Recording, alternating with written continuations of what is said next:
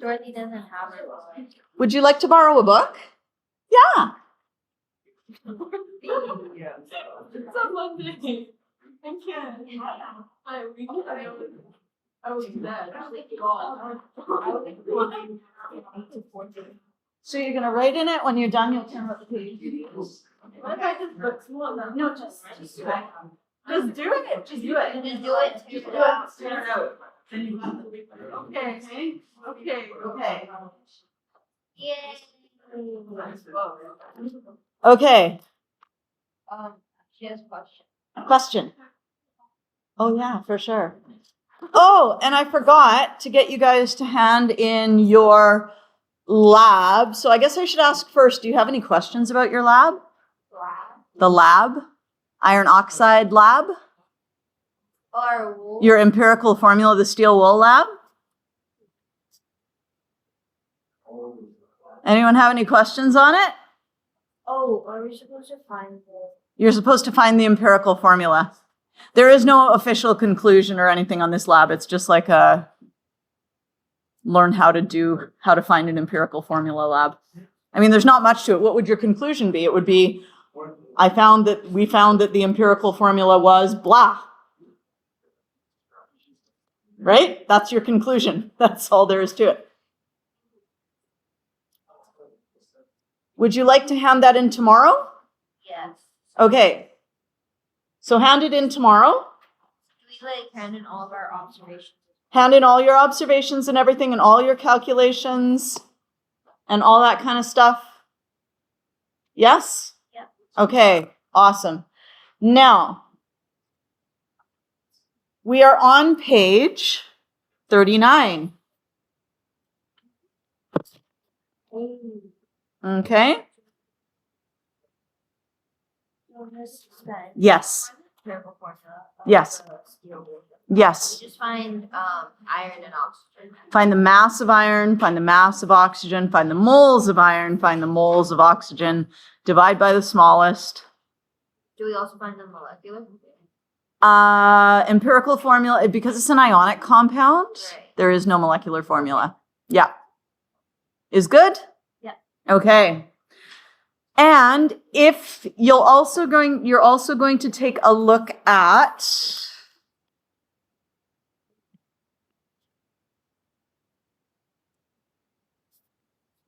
your ratio of oxygen to iron for your empirical formula.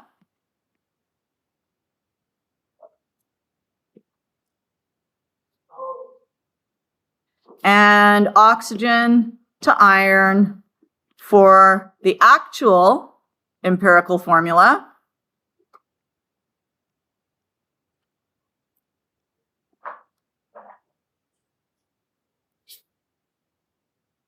All right, and you're going to say, is my amount of oxygen too high? Or is it too low? Or is it just right?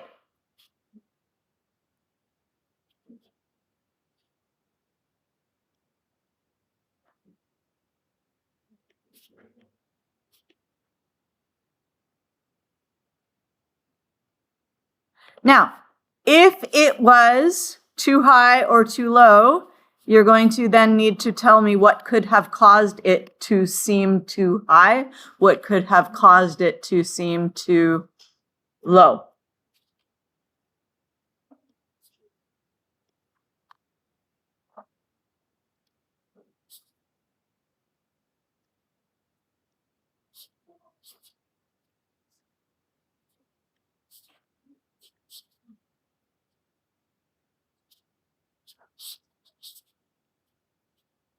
Okay, you don't have to answer both of them, just whichever one. And if yours was just right, then you don't have to answer that at all. Yes? What's the actual empirical? Oh, the actual empirical formula is Fe2O3. Yes? And if you're like, I would like a photograph of that, feel free to take a photograph of that.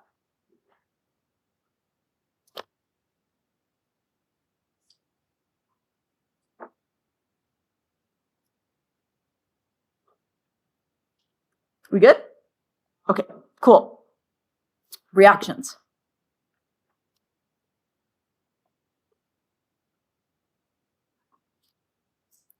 So when we are balancing combustion, remember combustion is always C something, H something, and then we might have an O or an N or whatever else. Okay, maybe. And then we add it to O2, we burn it in O2. And what are our products? Yes? CO2 and water. CO2 and water, okay? And then there will be some NO2 or some SO2 if there was an O or an S or whatever. We'll not worry about the other products, okay? You won't have to predict them. So the first element you want to balance is carbon.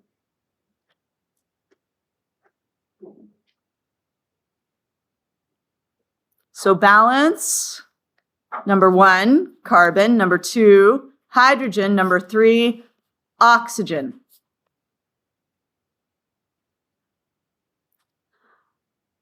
I'm going to teach you how to use fractions to make balancing the oxygen easier.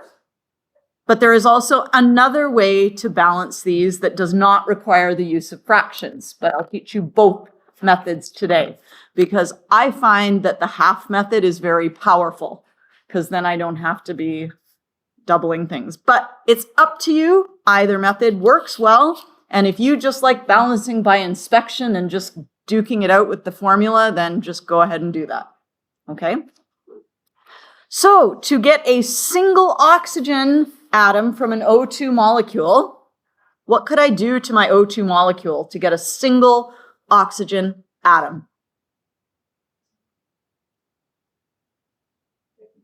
I could split it in half.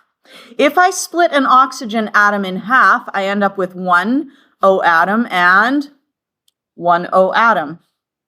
Another way to write that, though, would be to say that I have 1/2 of an O2, yes? Plus another 1/2 of an O2. So this right here is 1/2 of O2.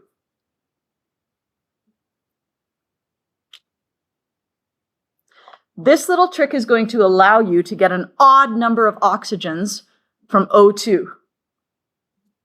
Okay, and you can do it with 3, you can do it with 5, you can do it with 157 if you need to. Okay.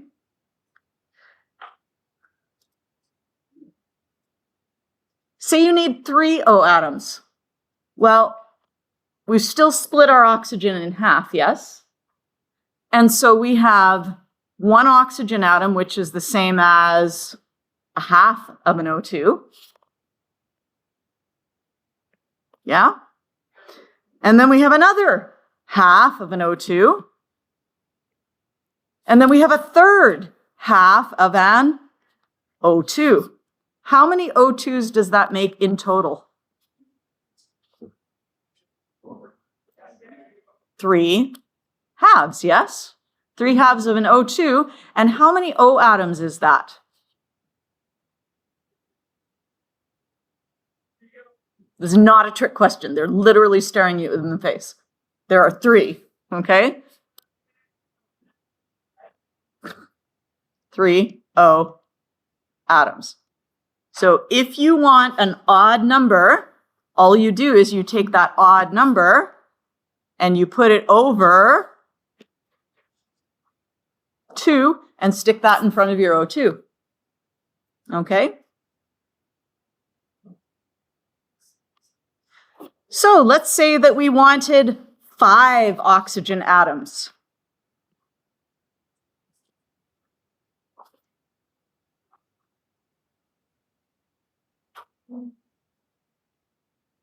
How many halves of O2 do you need?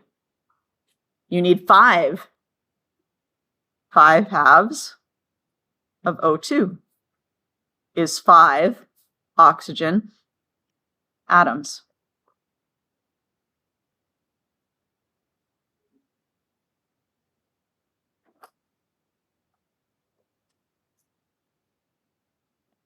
If you need 7 oxygen atoms, you'll have 7 halves. 9 oxygen atom, 9 halves of O2. Okay? Works for everything. Now, this first example is trivial, meaning I would never use this half method to balance this reaction. It would be so simple just to balance this reaction without doing anything special, okay? But let's see how we can balance it using a half. I have, on the left-hand side, I have 1 calcium, and on the right-hand side, I have 1 calcium. On the left-hand side, I have 2 oxygen, and on the right-hand side, I have 1 oxygen. Well, what if I could make that 2 oxygen become a 1 oxygen? How could I do that? I could write a half. Yes? Now, we don't actually like to have halves in reactions, although you will see it sometimes. Usually what we want to do is we then want to take that and we want to multiply the whole thing by 2, which is going to give us 2Ca plus 2 times a half is just 1. Do I write 1 as a coefficient? No. And then that goes to 2 times 1 is 2CaO. Is good? Okay.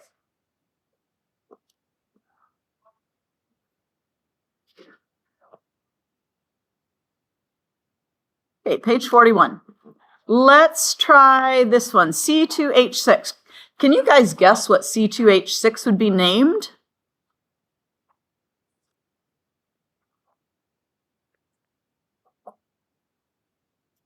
Actually, try drawing the structure for C2H6.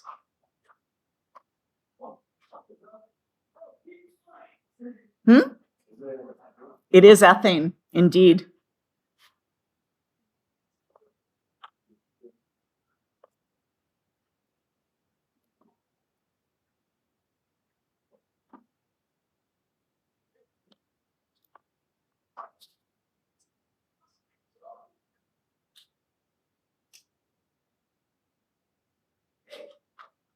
Who's one atom that C has to be attached to? The other C. And then where do all the H's go? Just around.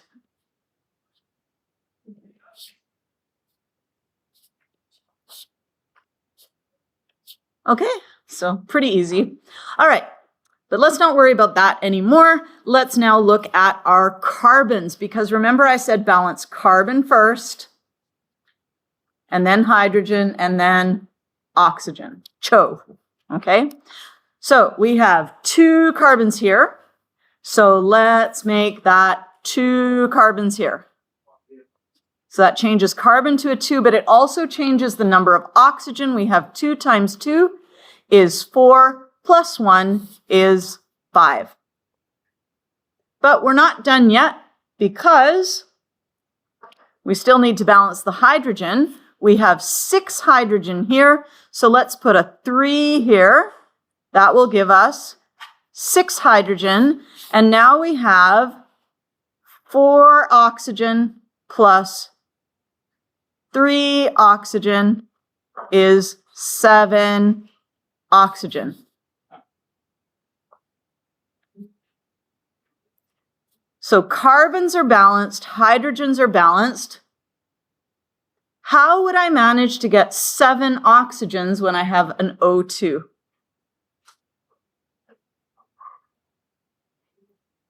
Seven over 2. Okay, and then we would multiply that by 2. Okay, which would give us coefficients of 1 and 7 and 4 and 6. Sometimes you'll see like coefficients just written out like that because we don't want to rewrite the whole equation and we're being lazy. Yeah? So it would be it would be 2, 7, 4, 6. Sorry about that. 2, 7, 4, 6.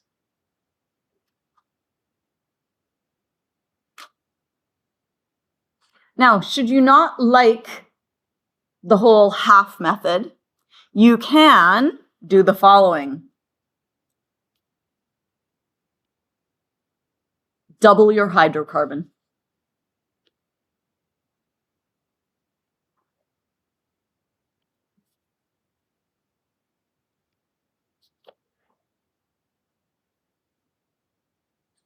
And I haven't written that in the notes here anywhere because I've not had time to change it yet.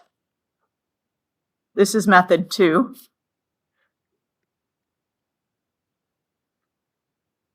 So let's try this one that way. C2H6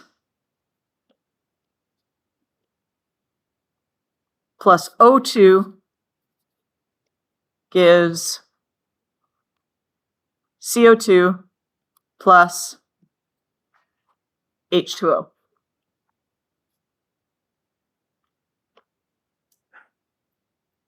So we're going to start by doubling our hydrocarbon. So before I do anything, I'm just going to do that. And now I'm going to write out my carbons.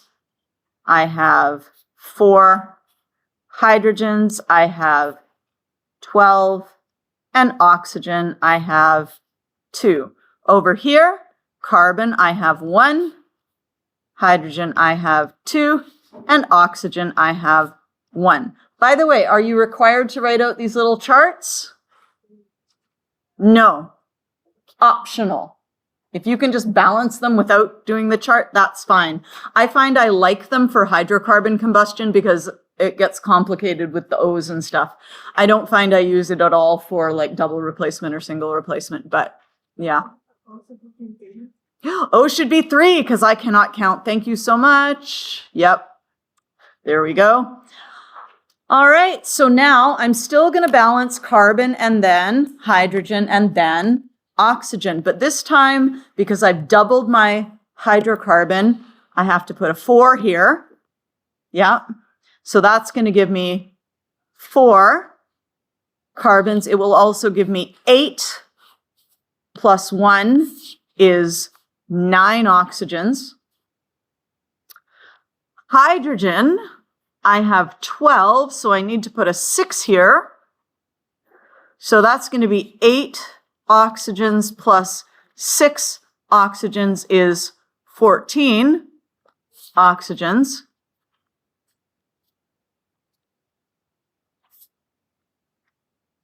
And at that point, then you can say, okay, now I need to put a 7 here. You see how you get the same answer? So why would you ever bother doing anything differently? I don't know. It's up to you. It's a preference thing. If you do this method and you end up with something, if you ended up with coefficients, you might end up with 2, 6, 4, 6, in which case you would need to divide everything by 2. So that's one downside of this method, is that you can end up with everything divisible by 2, but it's not that much of a downside as long as you remember to simplify. Okay? Shall we try a beast of a question? It's horrendous. I got it wrong in block 2. Shall we see if I can do it better for you guys? Okay? So here we go. Let's try this one. All right, we have C. This is page 42. Ooh, good number. Do you guys know the significance of 42? Anyone? Tell me. Go find out. 42.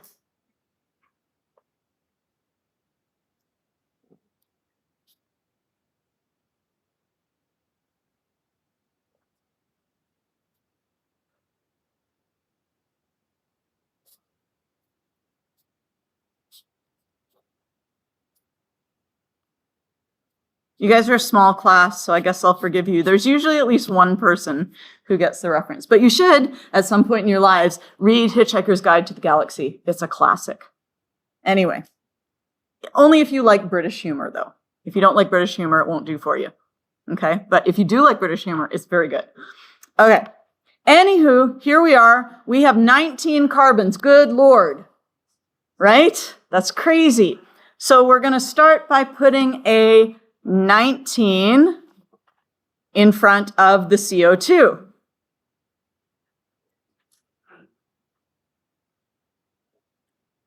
And you'll notice I've counted up my oxygens. Over on the left, I have 5, and over on the right, I have 2 plus 1 plus 2 is 5. I'm not going to touch my oxygens just for a little bit because I'm going to change it with the hydrogen as well. So I got 19 carbons. How many hydrogens do I need? I need 17 hydrogens.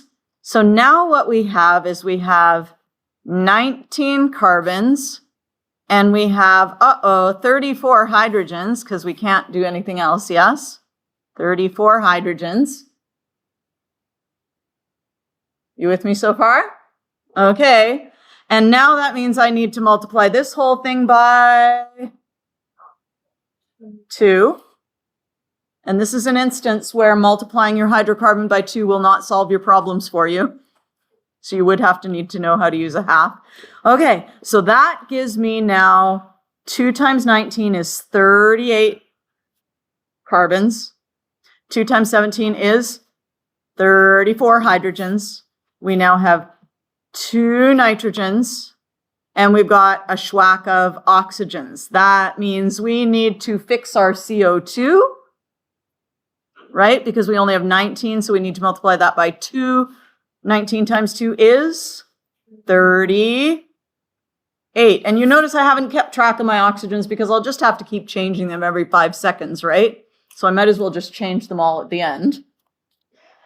Okay, so now we have 38 carbons. We have 34 hydrogens. We have 2 nitrogens, so let's put a 2 here.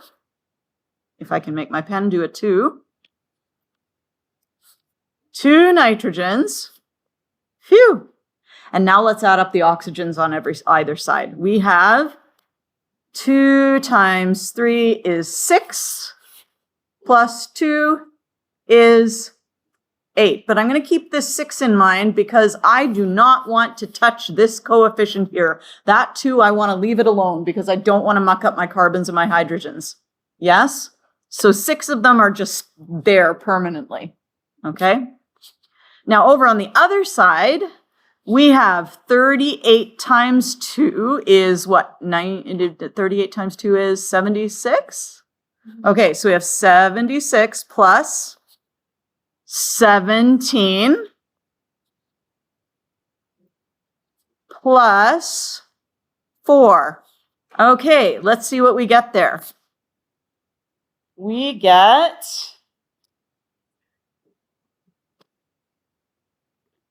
I could do it in my head, but I'll probably get it wrong, so I'm going to do it on my calculator. 97. 97. Okay. So that is 97 oxygens. Now remember, 6 of those are taken care of, yes? 6 are taken care of. So if 6 are taken care of, how many oxygens does that leave me that I need on the left-hand side? I need 91. Yes? So I need 91 oxygens. Well, guess what I can do? 91 over 2.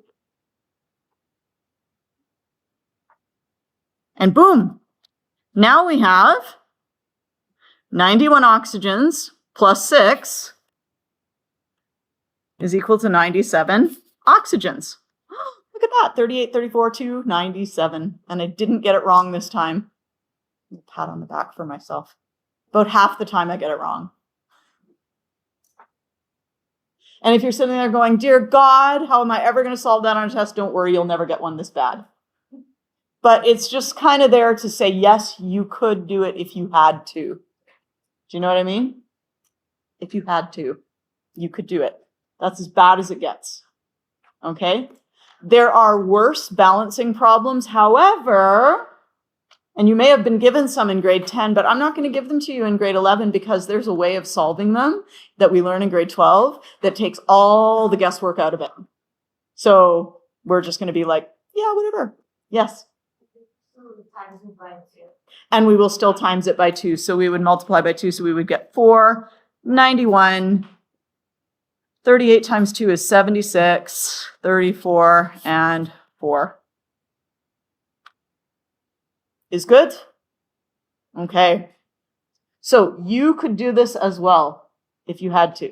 Do you want to try a few of the combustion ones? Just for argument's sake, just to practice?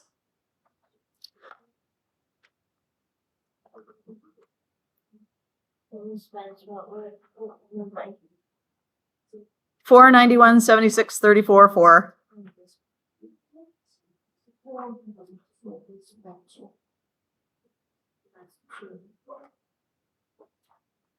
So just try pages 43, 44. We'll give you, I don't know, 5 to 10 minutes on that. And then we'll go through all the other strategies just to make sure you're good with those.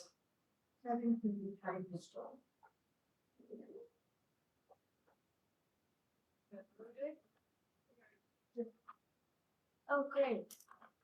And I'm pressing pause on the recording so we don't have a big gap in the middle of it, but I'm going to leave this up here. Unpause. Oh, there we go. We're going. Okay, so now we're going to go to page 30. So hopefully over the weekend, you guys learned the even and odd atoms strategy, which we actually mentioned last week as well. And hopefully you did questions 1 and 2, 1, 2, and 3. How did those go? They went okay? If you didn't do them, you will want to try them. Okay? Oh, this? Now,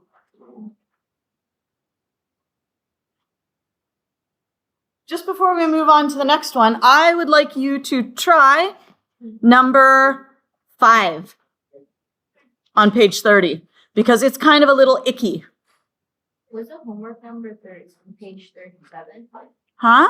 Was the homework page 37? 37? Let me look. I don't think so. No. 29. But right now you're going to do page 30, number 5.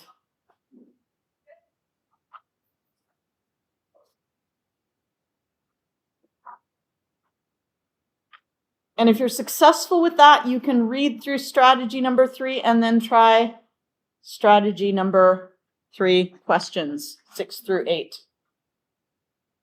And once everybody's tried number 5, I will go over how I solve it, just in case you're finding it icky.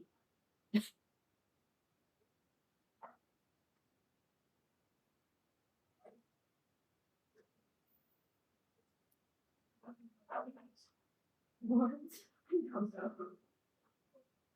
Wait, hold up. Yeah, I also got 4. Okay, 1.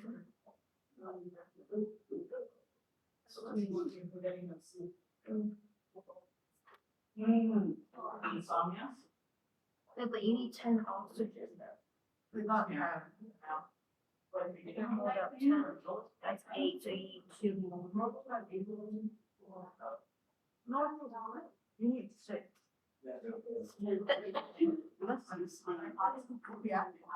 Wait, hold up there. He's 8.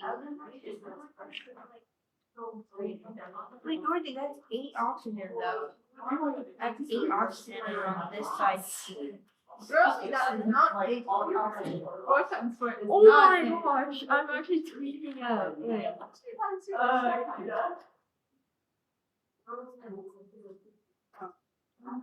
I'm actually tweaking out.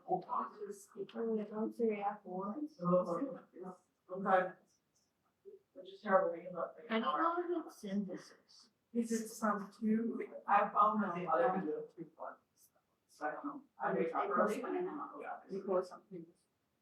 Decomposition. And decomp is from, to. This is. This was. I know, this was from my presentation.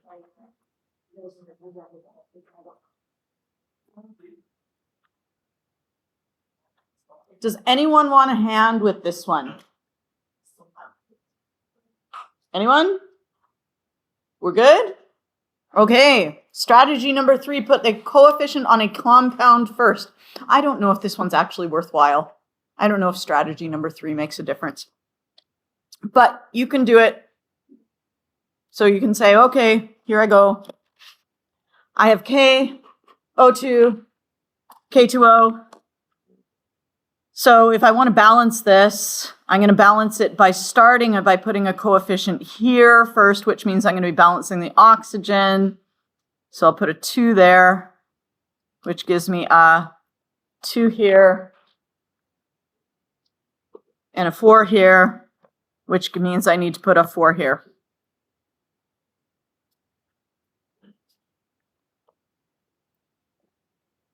I don't know if that saves you any work, because you could do it the other way too. You could say I have K plus O2 gives K2O.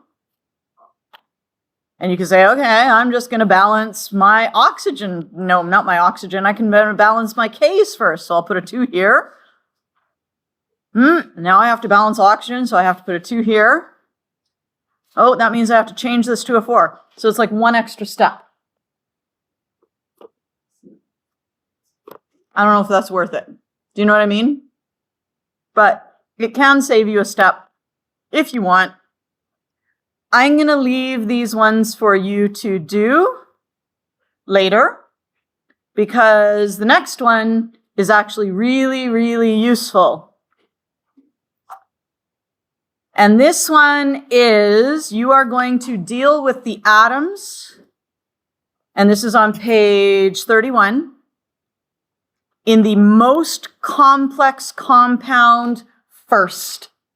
And what do I mean by the most complex compound? I mean the one with the highest total of subscripts. So the more subscripts, the more complicated the compound. So if this is particularly useful for double replacement and neutralization, because quite frankly, neutralization is just a special type of double replacement. Okay, it's just a fancy one in which you have hydrogen and hydroxide as 2 of the ions. So let's take a look at this one. Who is our most complex compound? Iron sulfide, because we have subscript, subscript. Over here we just have one subscript, one subscript. So this one is our most complex, which means we want to balance the iron and the sulfur first. Okay, so I'm going to hop on down here where I've started doing it by saying, okay, I want to balance the iron. I have 2 iron, so I'm going to put a 2 here. I'm not going to worry about changing, well, I guess I will. I got now 6 chlorides and 2 irons. And I want 3 sulfides, so I'm going to put a 3 here. That gives me 6 sodiums and 3 sulfides. So you can see now my iron is balanced and my sulfide is balanced. Those are all good. And you will be left with a compound like NaCl. And all you have to do is stick a 6 in front of it. And that balances everything else. So if you do it that way, it just makes your life smooth, easy. All double replacements become a piece of cake. Okay?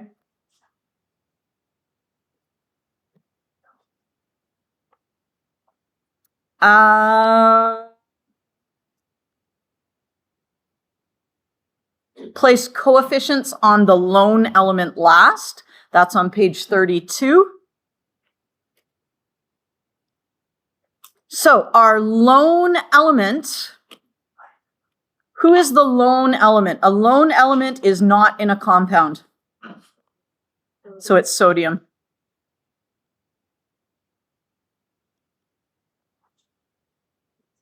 So we're going to do that last. So it doesn't really matter where we start. I'm thinking zinc has a 4, so that's kind of a big coefficient. So maybe I'll start with that one. This is my most complex. Okay, so I'm going to say, okay, I need 4 zinc. So what if I put a 4 here? That changes zinc to 4, and that changes iodine to 4 times 2 is 8.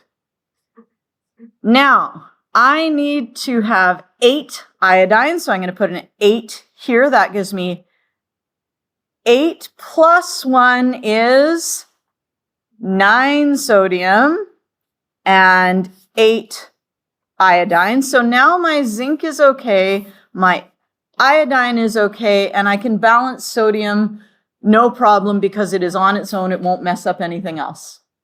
Okay, so we have now put a 9 in front of that and we're good to go. Yeah?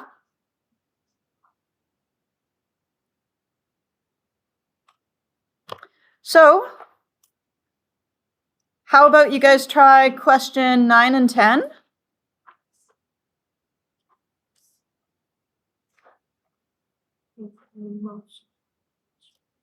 Okay, this is on page 33. And if you've finished all these, you can like work ahead or whatever too. Okay?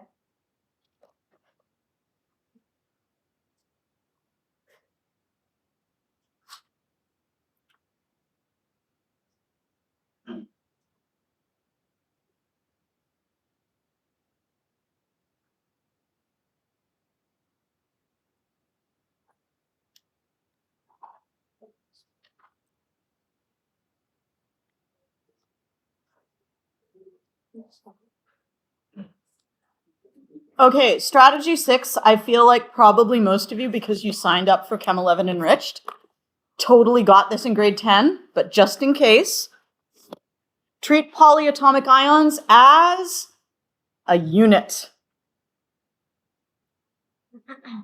So if you have nitrate, and you have nitrate on both sides of the equation. Now you do have to be careful because occasionally there are reactions, like if you have KClO3 and it goes to K plus, KCl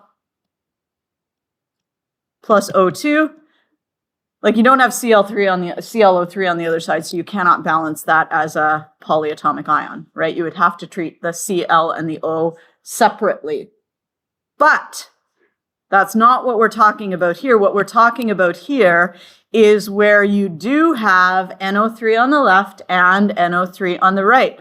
And so you balance NO3 as a unit and you don't try and balance N and O separately. Okay? And then it just comes down to balancing like you always would. In this case, I have a 2 and a 2, so both of those formulas are the most complex. So you can just pick one. Why don't I start with this one? Say, let's balance our NO3s. So let's put a 2 here. That gives me 2 sodium and 2 nitrate. Excellent. And I need to have 2 iodine. So let's put a 2 there. Oh, and that gives me 2 sodium and 2 iodine. And look, 1, 1, 2, 2, 2, 2, 2, 2. Yay, all done. Yes?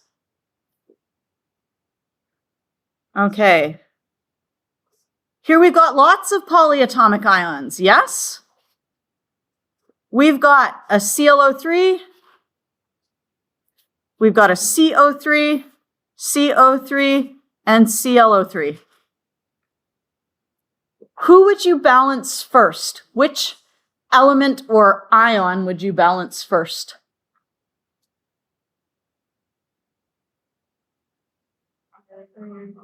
Iron and carbonate, because they are part of the most complicated formula. Okay, so let's do iron. Let's put a, 2 here. That also gives us 6 chlorates. Carbonate, we need 3 of them, which also gives us 6 potassiums. And then look, this is good, and all we need to do is stick a 6 on here, and those also become good. Okay? Blah, blah, blah, blah. I'm going to leave this just for now. You can come back and do those later because I want to make sure that we hit on strategy 7. Because, and this is on page 36, and this will make your life much easier in single replacement reactions and neutralization reactions.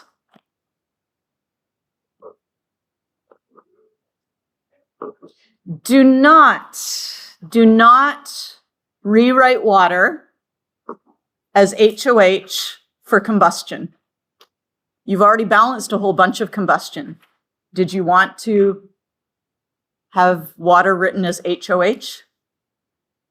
No. Okay? So what we're going to do is anytime you see an H2O, but not when it's combustion,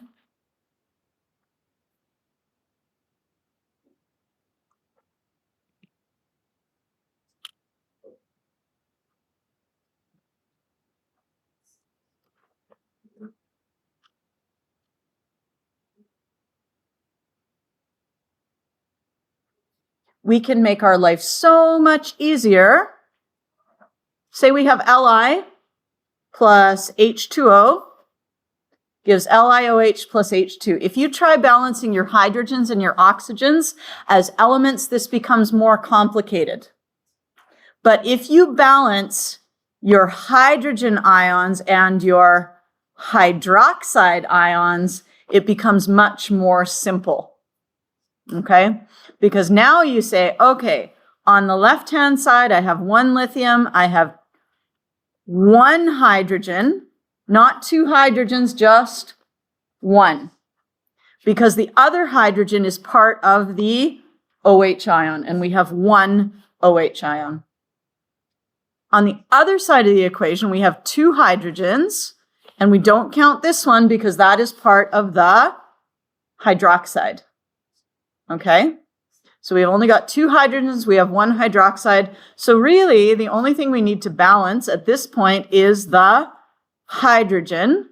How are we going to do that? We're going to put a 2 in front of our HOH. That changes our H to a 2. That also changes our OH to a 2. Which means now I need this OH to also have a 2 in front of it, which changes OH to a 2, and it changes Li to a 2, and that means we need to put a 2 in front of Li.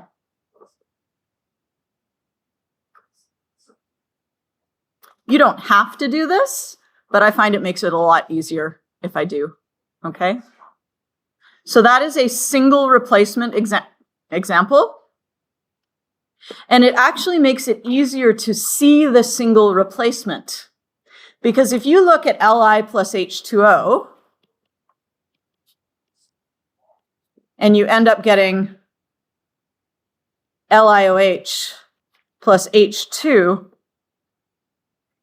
that might not look like a single replacement, right? You might look at it and go, who's replacing what the heck, right? But if you look at it as Li plus HOH, the Li kicks out the H, right? And it leaves the OH behind, and then the Li gets together with the OH, and it becomes obviously a single replacement, okay?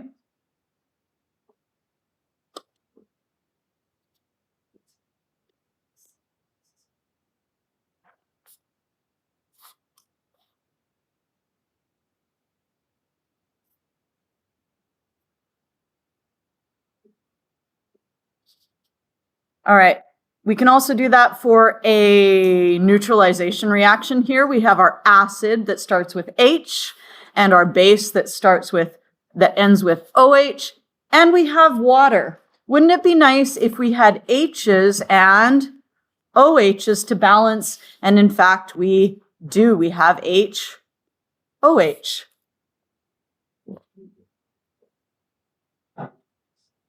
So really, this is double replacement. The H is getting together with the OH, and the Fe is getting together with the CO3.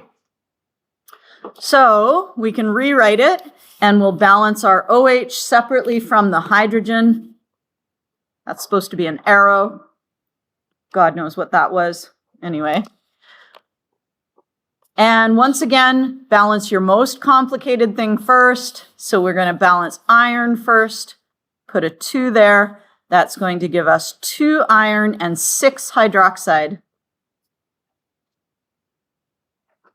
Balance our carbonate. There are 3 of them. Put a 3 here.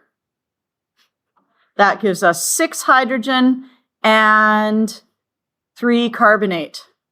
So our carbonate is balanced. Our iron is balanced, and all we need to do is put a 6 in front of this to give us 6 H's and 6 OH's. And we're done. Okay?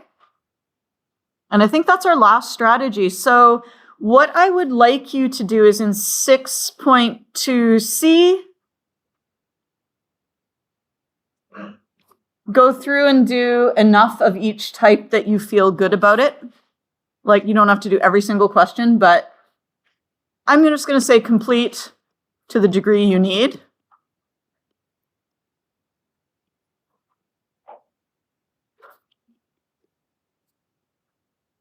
Which is basically kind of like what's up here, except that we didn't do some of the 33. 33.